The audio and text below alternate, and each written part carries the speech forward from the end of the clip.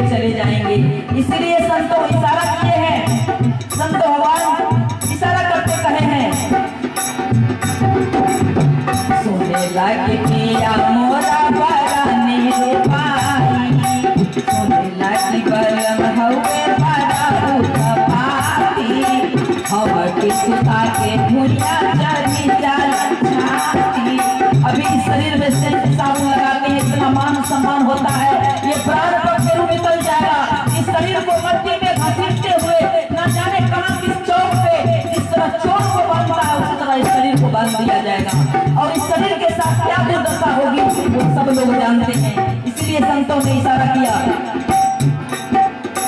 सोने लागी सैया हवे बड़ा उतपाती, अब के सुता के भुइया चढ़ी जाला छाती, अब के सुता के भुइया चढ़ी जाला छाती।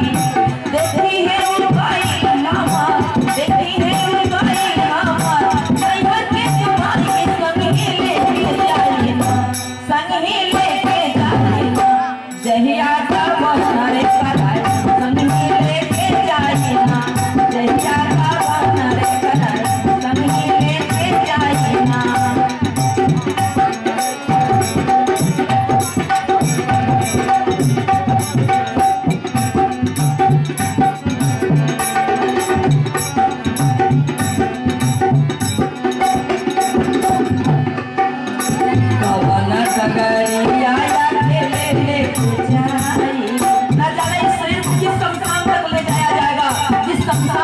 कभी नहीं गई हूँ, हो सकता है कि उस जगह वो ले जाएंगे जहाँ मेरा कभी बसे रहना था।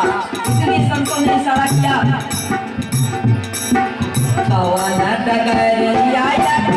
लेके जाई, बड़ा दूर गति करे हमारे सफाई, नूर गुण देखी ना तो, नूर गुण देखी ना तो, भले ही पठाई संग ही लेके जाई ना, संग ही लेके जाई ना, जहिया का बनरे कराई, संग ही लेके जाई ना, जहिया का बनरे कराई, संग ही लेके जाई ना, जहिया का